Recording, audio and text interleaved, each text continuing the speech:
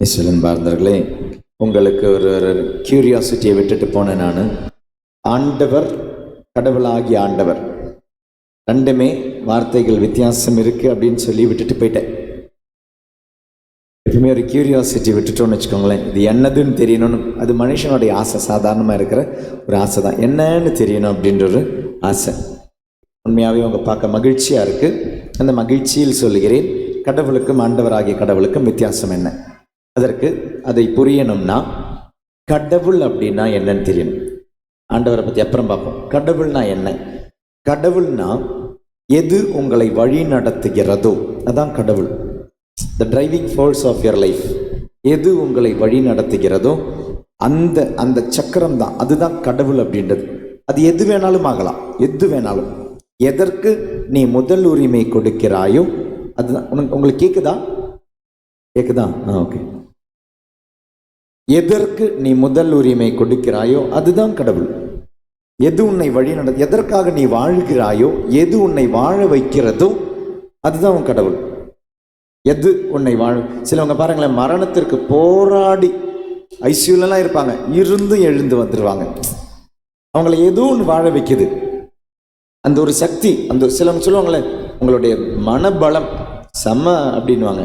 அதாவது அந்த மனபலம் எழுந்து வந்துடுவாங்க. எதற்காக நீ வாழ்கிறாயோ, எது உன்னை வாழ வைக்கிறதோ அதான் கடவுள்.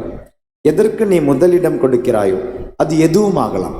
அது உனக்கு அப்பாற்பட்ட ஒரு சக்தியாகவும் இருக்கலாம், உலகத்தில் ஏதாவது பொருட்களாக இருக்கலாம், உன் பிள்ளைகளாக இருக்கலாம், கணவன் மனைவியாக இருக்கலாம். பசங்களை நினைச்சா வாழணும்னு தோணுது ஃபாதர். இல்லைன்னு சொல்லுவாங்க, தற்கொலை செய்யணும்னு இருக்குது, செத்துடலாமான்னு இருக்குது, இருந்தாலும் பசங்களை விட்டுட்டு போக முடியல. அப்போ எது உன்னை வாழ வைக்குது? தற்கொலைக்கு கூட நீங்க முயற்சி செய்றீங்க, ஆசைப்படுறீங்க, 5வது கட்டளைக்கு எதிரானதுன்னு தெரியும், இருந்தாலும் தற்கொலை அப்படின்ற ஒரு எண்ணத்துல நிக்கிறோம். ஆனா உன்னை வாழ வைப்பது எது? கடவுள் எண்ணம் அல்ல. கடவுள் எனக்கு தந்த வாழ்க்கையை உண்மையா வாழணுன்ற எண்ணம் கிடையாது. வாழ வைப்பது பசங்க. அப்போ உனது கடவுள் எது? பசங்க தான். யாருக்காக வாழ்ற? யார் உன்னை வாழ வைக்கிறது? கடவுள். Praise the Lord, praise the Lord. நமக்கும் ஒரு கடவுள் இருக்கிறார். எல்லா கடவுளும் மாதிரி நமக்கு இந்த உலகத்தில் நிறைய கடவுள் இருக்கு. ஆனால் நம்மளுடைய கடவுளுக்கு ஒரு பேர் இருக்கு, அதான் வித்தியாசம். நீங்க தொடக்க நூல் 1, 2, 3 வாசிக்க சொன்னவங்க கிட்ட வாசிச்சு வந்தீங்களா? வாசிங்க. அதுல கவனிச்சிங்களா? என்ன கவனிச்சிங்க? 1வது அதிகாரம் ஃபுல்லா கடவுள்ன்ற வார்த்தை தான் இருக்கும். 2வது அதிகாரம் 4வது வசனத்துல ஆண்டவராகிய கடவுள்னு வருது. 2வது அதிகாரத்தில் எல்லா இடத்துலையும் ஆண்டவராகிய கடவுள் தான் இருக்கும். 3வது அதிகாரம் 1வது வசனம், பிசாசு ஏவாளை சோதிக்கும் பொழுது ஆண்டவராகிய கடவுள்ன்ற வார்த்தை இருக்காது, கடவுள்ன்ற வார்த்தை மட்டும்தான் பிசாசு பயன்படுத்தும். கடவுள் இந்த தோட்டத்தில் உள்ள எல்லா மரங்களிலிருந்தும் பழங்களை உண்ணக்கூடாதுன்னு சொன்னாரான்னு தான் சொல்லுது. ஆண்டவர வார்த்தையை பயன்படுத்தாது. 3வது அதிகாரம் 8வது வசனம் வரும் பொழுது, மென்காற்று வீசிய பொழுதினிலே ஆண்டவராகிய கடவுள் இவர்களை தேடி வரார். கவனிச்சிங்களா இந்த மாற்றத்தை? நமக்கு திடீர்னு என்ன தோணும்? ஃபாதர் எழுதினவர் அந்த வார்த்தையை விட்டுருக்கலாம், பிரிண்டிங் மிஸ்டேக் வந்திருக்கலாம். இதெல்லாம் இவ்வளோ பெரிய விஷயமா? பெரிய விஷயம்தான். கண்டிப்பாக இது ஒரு பெரிய விஷயம்தான். அது பெரிய விஷயம்னா அது என்னன்னு தெரியணும். 1வது அதிகாரம் ஒவ்வொன்றையும் படைத்தார். கடவுள் படைத்தார். 6வது நாளில் மனிதனை படைத்தார். அவரது உருவிலும் சாயலிலும் படைத்துவிட்டு 6வது நாளில் ஆண்டவர் அந்த மனிதனோடு ஒரு உடன்படிக்கை செய்கிறார். 7வது நாள் ஓய்வின் நாள். அந்த ஓய்வின் நாள் உடன்படிக்கையின் நாள், உறவின் நாள். எந்த விலங்கிடமும், எந்த பொருட்களிடமும், எந்த படைப்பிடமும் ஆண்டவர் உறவை ஏற்படுத்தவில்லை, தனது உருவை தரவில்லை. மனிதனுக்கு மட்டும்தான் தந்தார். அந்த மனிதனிடம் உறவு கொள்கிறார். எப்படி படைக்கப்பட்டோம் நாம்? அவரது உருவிலும் சாயலிலும் என்று பைபிள் சொல்லுது. தொடக்க நூல் 1:26. உருவிலும் சாயலிலும் அப்படின்னா நமக்கும் ஆண்டவருக்கும் இருக்கிற உறவு என்ன? கடவுள் நமக்கு யாரு? அப்பா. அப்பான்ற உறவு. அங்கே மட்டும் இல்லை, தொடக்க நூல் 5:3 வாசிங்க, அப்ப தெரியும். தொடக்க நூல் 5வது அதிகாரம் 3வது வசனம் வாசிங்க. ஆதாமுக்கு 130 வயதான பொழுது அவனுக்கு அவன் சாயலிலும் உருவிலும் மகன் ஒருவன் பிறந்தான், அவன் பெயர் சேத்து. ஆதாமுக்கு 130 வயதான பொழுது அவனது உருவிலும் சாயலிலும், அப்ப உருவிலும் சாயலிலும் ஒருவன் படைக்கப்பட்டிருக்கிறான் என்றால் படைத்தவருக்கும் படைக்கப்பட்டவனுக்கும் உறவு அப்பா பிள்ளை உறவு. இது 5வது அதிகாரம் 3வது வசனத்துல வரத்துக்கு முன்னாலேயே மனிதனை ஆண்டவர் இப்படிதான் படைக்கிறார்னு சொல்லுது பைபிள். அப்ப என்ன உறவு? கடவுளுக்கும் நமக்கும் இருக்கிற உறவு அப்படின்றது அப்பா பிள்ளை என்ற உறவு. அந்த உறவின் உடன்படிக்கை தான் 7வது நாளில் முடியும் பொழுது ஆண்டவராகிய கடவுள் அப்படின்ற உறவுக்கு வரார். இது உங்களுக்கு அழகா புரியணும்னா சொல்றேன். நான் பேர் என்னம்மா? நீ சொல்லுமா அப்படின்னு மாட்டி விட்டாங்க. உங்க பேர் என்னம்மா? பேரு ஜாக்லின். ஜாக்லின். உங்களுக்கு எத்தனை பசங்க? யார் உங்க பேர்? யார் ஜாக்லின்? இதுல நீ தான் ஜாக்லினா? சரி சொல்லுங்கம்மா, எத்தனை பசங்க? 2 பிள்ளைங்க. ஜாக்லின் அப்படின்றவங்களுடைய பசங்க அவங்கள என்னன்னு கூப்பிடுவாங்க? அம்மான்வாங்க. அதே பசங்க ஒரு பஸ்ஸில் போறாங்கன்னு வச்சுக்கோ, பையனா பொண்ணா? ஓகே சரி, பொண்ணு நாளைக்கு காலையில் பஸ்ஸில் போகிறான். பஸ்ஸில் உட்காந்துக்கிட்டு இருக்க, சீட்டு கிடச்சிச்சு. சீட்டில் உட்காந்துக்கிட்டு இருக்கும்போது தான் இங்கே வயசானவங்க ஒருத்தங்க வராங்க. வயசான ஒருத்தங்க வரும் பொழுது அவங்க கிட்ட என்ன சொல்லுவாங்க? நல்ல பொண்ணு, சீட்டு கொடுக்கணும்னு அவளுக்கு ஒரு ஆசை இருக்குது. என்ன சொல்லுவாங்க? அம்மா அம்மா இங்கே உட்காருங்கம்மா அப்படின்வாங்க. அவங்க அந்த பாப்பாவுடைய அம்மாவா? இல்லை, அம்மா கிடையாது. உங்க இங்கே நிறைய சிஸ்டர்ஸ் பார்க்குறேன். இந்த சிஸ்டர்ஸ் கான்வென்ட்ல அவங்களுடைய சுப்பீரியரை நீங்கள் என்னன்னு கூப்பிடுவீங்க? மதர். மதர், அம்மான்னு கூப்பிடுவோம். அம்மா உங்கள் பேர் என்னன்னு தான் இப்போ நான் கேட்டேன். என்ன பெத்த அம்மா கிடையாது, இருந்தாலும் அம்மா. அம்மான்றது ஒரு ஜென்ரலான கான்செப்ட். அம்மான்றது யாருக்கு வேணாலும் ஆகலாம். அது பெண்ணுக்கும் ஆகலாம், ஆணிற்கும் ஆகலாம். அது ஒரு தன்மை, அது ஒரு தன்மை. அம்மான்றது ஒரு தன்மை. கடவுள் அப்படின்றது ஒரு தன்மை. அம்மான்றது எப்படி ஒரு தன்மையோ அது மாதிரி கடவுள் அப்படின்றது ஒரு தன்மை, உன்னை வழி நடத்தும் தன்மை, அவ்வளவுதான். ஆனா இவங்களுடைய பசங்களுக்கு ஒரே ஒரு அம்மா, அவங்க பேரு ஜாக்லின். மற்றவங்க எல்லாரையும் அம்மான்னு கூப்பிட்டாலும் பெத்தெடுத்த அம்மா தான் உண்மையான அம்மா. அவங்களுக்கு ஒரு பேர் இருக்கு, ஜாக்லின். உங்களுக்கு நிறைய இந்த உலகத்துல கடவுளா மாற்ற வேண்டிய நிறைய இருக்குது, உங்களை வழி நடத்துகிற நிறைய இருக்குது. ஆனால் உங்களை படைத்த ஒருத்தர் இருக்கிறார், அவருக்கு ஒரு பெயர் இருக்கு. அந்த பெயர் என்ன? ஆண்டவர். அவருடைய பெயர் அது ஆண்டவர். எக்ஸடஸ் 3:15 விடுதலை பயணம் 3வது அதிகாரம் 15வது வசனத்துல மோசஸ் கேட்கிறார், ஏன்னா நீங்க எகிப்துக்கு அனுப்பி விடுறீங்க, அனுப்பிவிடும் பொழுது அங்கே போகும்பொழுது உங்க பேரை கேட்பாங்க, உங்க பேர் என்னன்னு சொல்லுங்க அப்படின்வாங்க. அப்போ வெளிப்படுத்தப்படும் பெயர் என்ன? அது கிடையாது. வாசிங்க, பெயர் என்ன? 3:15 வாசிங்க. மோசே நோக்கி பின்வருமாறு கூறினார், நீ இஸ்ரவேல் மக்களிடம் உன் மூதாதையரின் கடவுளாகிய ஆண்டவர், ஆண்டவர் ஆபிரகாமின் கடவுள், அவருக்கு பெயர் என்ன? ஆண்டவர். ஈசாக்கின் கடவுள், யாக்கோபின் கடவுள் என்னை அனுப்பினார் என்று சொல். இதுவே என் பெயர், இதுவே என் பெயர். யாவே என்பதுதான் என் பெயர். யாவேனுடைய இன்னொரு உருவம் தான் ஆண்டவர். யாவே அப்படின்றதுனுடைய இன்னொரு உருவம் தான் லார்ட் அப்படின்றது. முதல் அதிகாரத்தில் காட் காட்னு இருக்கும், 2வது அதிகாரம் 4வது வசனத்தில் வரும்போது லார்ட் காட்னு இருக்கும். கடவுள் அல்ல, கடவுளுக்கு ஒரு பெயர் உண்டு. நீ வணங்கும் கடவுளுக்கு ஒரு பெயர் உண்டு, யாவே. அதனுடைய இன்னொரு உருவம் தான் ஆண்டவர். இப்போ பேதுரு அப்படின்றோம், பீட்டர் அப்படின்றோம். யாவே அப்படின்ற இன்னொரு உருவம் தான், பெயர் தான் ஆண்டவர். உங்களுக்கு ஒரு அப்பா இருக்கிறாரு, அந்த அப்பாவுக்கு பேர் உண்டு, ஆண்டவர் யாவை. அப்பன் தருவனை எல்லாத்தையும் அப்பா அப்பான்னு கூப்பிட முடியாது. சாப்பாடு தந்தா எல்லாரையும் அப்பான்னு கூப்பிட முடியாது. உனக்குன்னு ஒரு அப்பா இருக்கிறார். நீங்க யாரை வேணாலும் அம்மான்னு கூப்பிடலாம். ஆனா உனக்குன்னு ஒரு அம்மா இருக்காங்க, அவங்களுக்கு ஒரு பெயர் இருக்கு. Praise the Lord, praise the Lord. புரியுதுங்களா? உங்களுக்கும் கடவுளுக்கும் இருக்கிற உறவு அப்படின்றது அப்பா பிள்ளை உறவு. உங்க அப்பாவுக்கு ஒரு பெயர் இருக்கு, யாவே, ஆண்டவர். அந்த ஆண்டவர் தான் உங்களை படைத்திருக்கிறார், புதிய இஸ்ராயலாக சேர்த்திருக்கிறார். பிசாசு ஆண்டவரை சோதிக்கும் பொழுது ஆண்டவருக்கு 3 சோதனை வருது. அந்த 3 சோதனையில 2 சோதனையிலையும் பிசாசு பயன்படுத்துற வார்த்தை என்ன தெரியுமா? நீர் இறை மகன் என்றால். யாம்பலனா அப்படின்னு இல்லையா? அதே மாதிரி பிசாசு ஆண்டவர்கிட்ட கேட்கிற கேள்வி, நீர் இறை மகன் என்றால். ஃபர்ஸ்ட் நீ அதை தூக்கி போடு, நான் உனக்கு எல்லாத்தையும் தரேன். அதுதான் சோதனை அப்படின்றது. அதனாலதான் ஏவாள் கிட்ட வரும்பொழுது பிசாசு கேட்கிற கேள்வி, ஆண்டவராகிய கடவுள் மரத்திலிருந்து கனியை சாப்பிடக்கூடாதான்னு சொன்னாரான்னு கேட்கல. கடவுள். பிசாசு என்ன பண்ணுது? உன் அப்பாவை உன்கிட்ட இருந்து தூக்கி போட்டுடும். உன்னை தனியா நிறுத்தினாதான் உனக்கு சோதனை.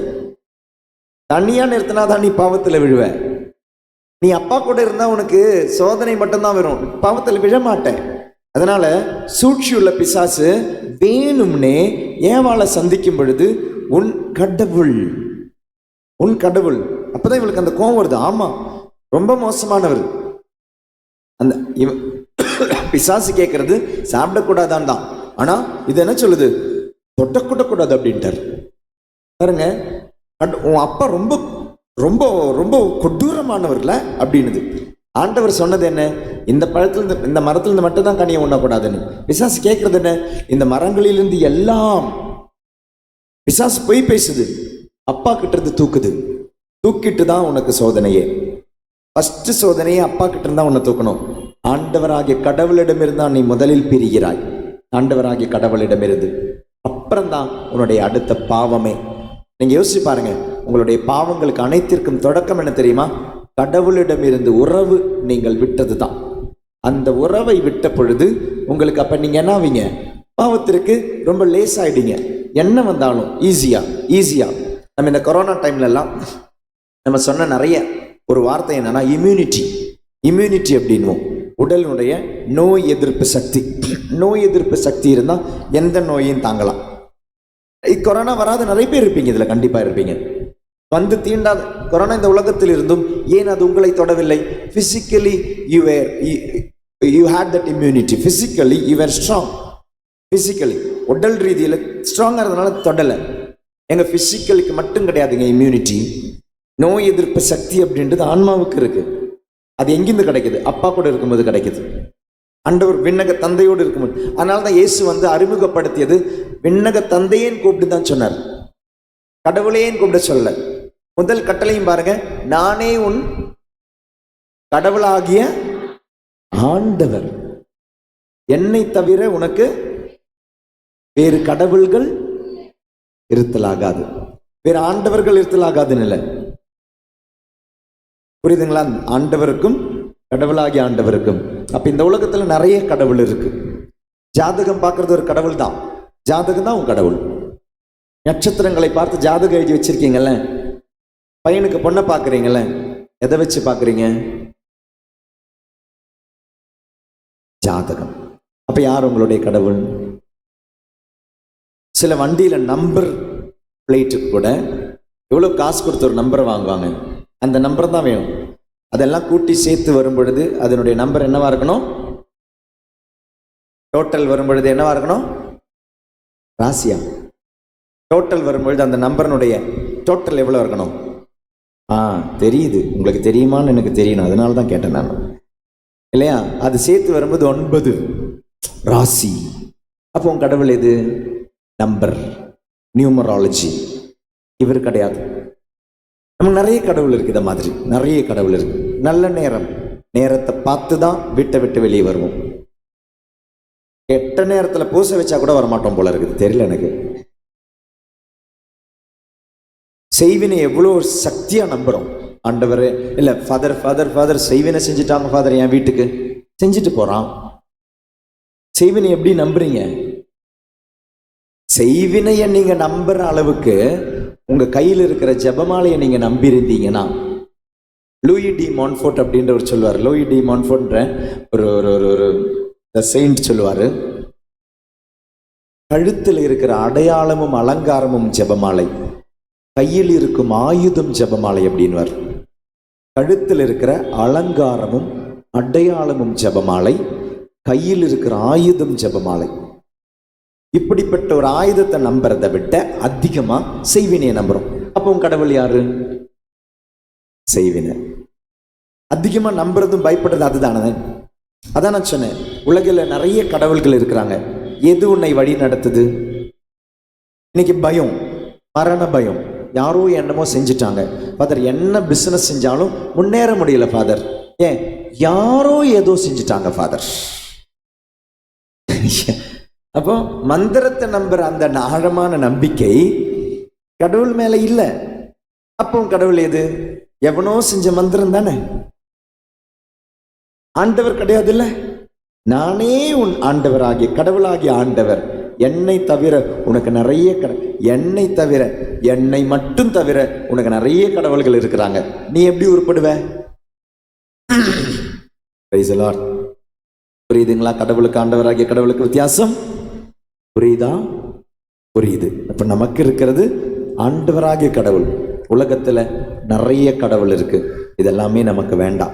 நமக்கு ஒரு கடவுள் போதும். நமக்கு ஒரு அப்பா தான். தமிழ் அசிங்கமா சொன்ன என்ன சொல்லுவோம்? ஒரு அப்பனுக்கு பிறந்தியான்னு கேட்போம்ல. கொஞ்சம் அசிங்கமா தான் இருக்கு. ஆனா நம்மளுடைய வழிபாட்டு முறையிலும் நம்மளுடைய விசுவாசத்துல இன்னைக்கு என்னைக்கு எப்படி வாழ்றோம்? எத்தனை அப்பாவுக்கு வாழ்றோம், எத்தனை அப்பாவுக்கு பிறந்த மாதிரி வாழ்றோம். அசிங்கமான ஒரு வாழ்க்கையில் அது கேட்கும்போது மட்டும் அசிங்கமா இருக்கு, ஒரு அப்பாவுக்கு பிறந்தியான்னு. ஆனா அதே மாதிரி விசுவாசத்துல நம்ம ஒரு அப்பாவுக்கு பிறந்தவங்கள் தான். ஆனா நிறைய அப்பாவுக்கு பிறந்த மாதிரி வாழ்றோம். அசிங்கமான வாழ்க்கை அது நமக்கு வேண்டாது. நமக்கு ஒரு அப்பாவுக்கு ஒரு விண்ணக தந்தையின் மக்களாக அவரது உருவிலும் சாயலிலும் படைக்கப்பட்ட பிள்ளைகளாகும். அப்போ அந்த அந்த நம்பிக்கை. இந்த நேற்று ஒருத்தங்க சாட்சியம் சொல்லும்போது சொன்னாங்க, அவங்களுடைய அம்மா தியானத்துக்கு வந்திருந்தாங்க. அவங்களுக்கு யூட்ரஸ்ல கட்டி இருந்தது. அந்த கட்டி கரைய அவங்க நம்பிக்கையோட பயன்படுத்த என்ன தெரியுமா? ஒரு குருவானவர் ஆசீர்வதித்த தண்ணீர், தீர்த்தத்தை தான் அவங்க குடிச்சுக்கிட்டு இருந்தாங்க.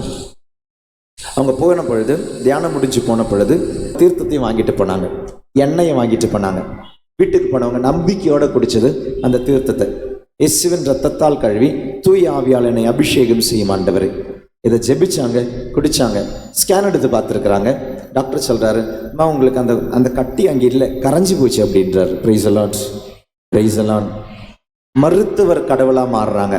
எத்தனை அள்ளி அள்ளி மருந்து சாப்பிட்றீங்க? கட்டுக்கட்டா இல்லை மருந்து, பேக்கெட் பேக்கெட்டா இல்லை மருந்து. Praise allot.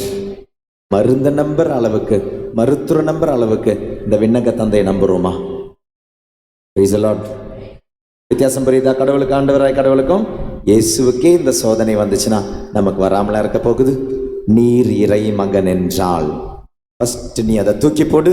நான் உனக்கு மண்ணை தருகிறேன், நான் உனக்கு அப்பத்தை தருகிறேன், நான் உனக்கு அதிகாரங்களை தருகிறேன். நீ இறை மகனா? அதை தூக்கி போடு. அனாதையான இல்லை, நான் உனக்கு அடைக்கலம் தரேன். பிசாசு ஏவாள் கிட்ட சொல்லிச்சு, நீ இந்த பழத்தை சாப்பிடுமா. பழத்தை சாப்பிட்டா எப்படி ஆவ? யாரை போல ஆவ? கடவுளை போல ஆவ. இந்த பொண்ணுக்கு அறிவு இருக்குதா? பொண்ணுக்கு அறிவு இருந்தான்னா சொல்லியிருக்கணும், நீ முதல்ல அதை சாப்பிட்டு, நீ முதல்ல அதை சாப்பிட்டு நீ கடவுள் ஆகிற வழியை பார், அப்புறம் நான் கடவுள் ஆகிறேன் சொல்லியிருக்கலாம்ல. பிசாசனுடைய சூழ்ச்சியில விழுந்துட்டான். யோசிச்சு பாருங்க, ஏவாள் படைக்கப்பட்டது யாருடைய உருவிலும் சாயலிலும்? ஆதாம் சாயலிலாம். கடவுளுடைய சாயலில் படைக்கப்பட்டவள். அப்போ அவள் யாருடைய உருவில் ஆல்ரெடி இருக்கிறான்? கடவுளுடைய உருவிலும் சாயலும். அப்போ அவ யாரு? கடவுளுடைய பிள்ளை. அந்த கடவுள் பிள்ளை கிட்ட வந்து பிசாசு சொல்லுது, நீ பழத்தை சாப்பிடு, கடவுளுடைய பிள்ளை ஆவ. புரியுதுங்களா? கடவுள் பிள்ளையா இருந்த ஏவாளிடம் பிசாசு சொன்னது, இதை சாப்பிடு, கடவுளுடைய பிள்ளை ஆவ. ஏமாத்துது பாருங்க, எவ்வளவு ஏமாத்துமா. சூழ்ச்சியில விழுந்துட்டா பாருங்க. கடவுள் பிள்ளையாக இருந்தவள் கடவுள் பிள்ளையினுடைய அந்த பதவியிலிருந்து வெளியேற்றப்பட்டாள். நாம் அனைவரும் கடவுளுடைய பிள்ளைகள். திருமுழுக்கின் வழியாக கிடைச்சது, பாவ சங்கீர்த்தனத்தின் வழியாக கிடைச்சிருது. நழுவ விட்டுறாதீங்க. உங்களுடைய பாவங்களின் வழியாக எழுந்து நிற்போம்.